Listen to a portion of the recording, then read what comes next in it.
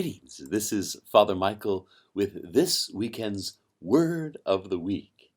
In our Gospel, Jesus tells the parable of the two sons in which he highlights the necessity for obedience.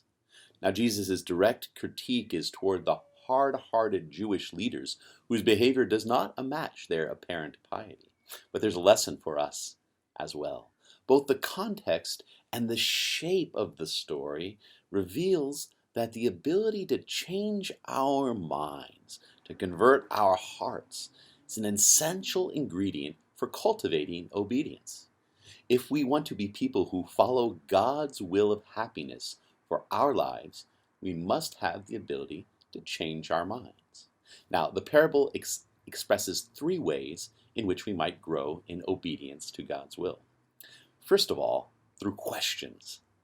Jesus begins not by relating the parable straight away, but by simply asking a question. He says to the people gathered, "What is your opinion? What do you think about this?" And after relating the entire narrative, he concludes by asking, "Which of the two sons do you think did the Father's will?" Famously, Jesus asks many more questions than he gives answers in the Gospel. In fact, over 300 times, Jesus asks someone something in order that he might engage them in what he's trying to lead them to, a particular kind of wisdom or insight into God or into his own mission. Now, in this particular case, Jesus is hoping to awaken a sense of the conversion of mind and heart that is required to act upon God's will. In fancy philosophical terms, by asking questions, Jesus is creating the condition for the possibility of changing one's mind. Put simply, you can't change your mind if you don't think about it. Now, second, we can underestimate the ability or the difficulty of changing our minds in a way that actually changes our behavior.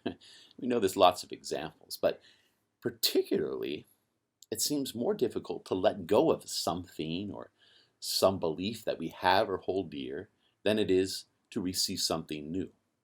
For example, a number of years ago, you maybe remember, there was this movement to encourage people to use paper bags rather than the single-use plastic ones at the grocery store.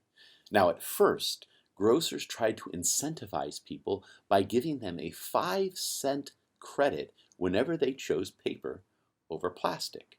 The results, they were marginal. So a different tact was taken. Instead, when a 5-cent charge was added whenever one used the plastic bag, the behavior changed dramatically. People preferred the free paper. Even though there was financial equivalency in this way, people changed their behavior whenever faced with having to pay something to let something go rather than to receive something. Human nature is such that we find it very difficult to let go.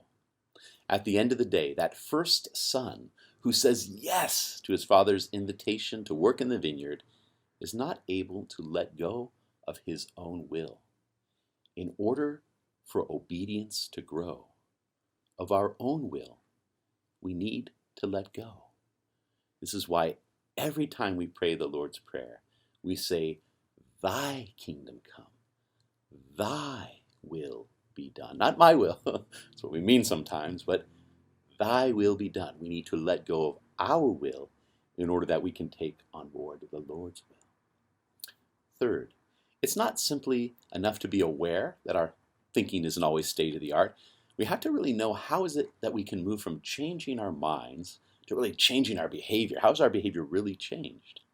And here's another aspect to our human nature which might seem at first to be counterintuitive, and it's this. We don't often change our behavior simply because we change our minds. It's oftentimes the other way around. We change our minds when we change our behavior for whatever reason. Again, return to the plastic grocery bag example. I went deep dive on plastic bags this week, but I was thinking along the lines when San Francisco here was the first major city to ban single-use plastic bags in 2007.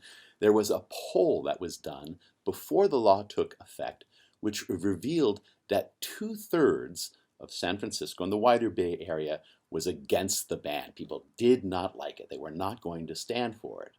And yet when the ban went into place, it waited about 2 months, 8 or 9 weeks, and that same poll team once again put out queries asking same people if they were still against the ban, and the whole situation had flipped. 2/3, just 2 months later, said they were no longer in disagreement with the ban. And such a dramatic change in polling numbers was staggering. It was like it was blowing the stat head's mind in that way, but it highlights this reality.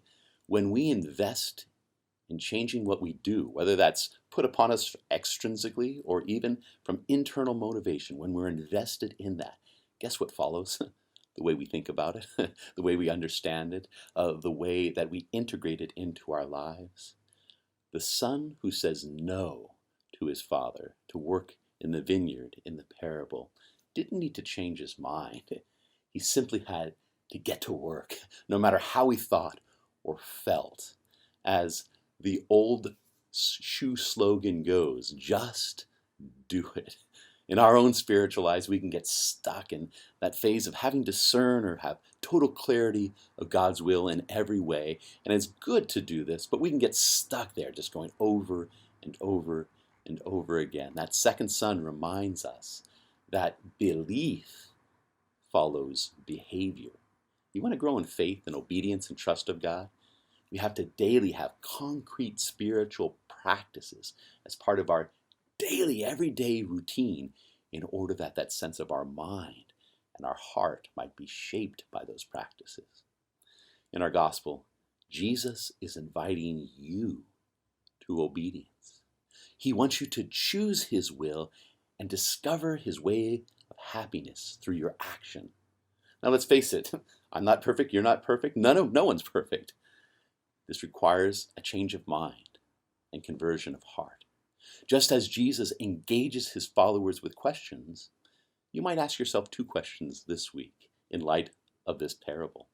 First of all, what do you need to let go of in order to discover and to act on God's will? What do you need to let go of? And secondly, what's one practical, concrete spiritual practice you can start doing right now as you're watching this video? You link off this video and you say, I'm going to put this into practice no matter how I think or feel about it, or I want to do it, I don't. What can I do right now that will form your mind, soften your heart towards God's way of happiness? Be at peace.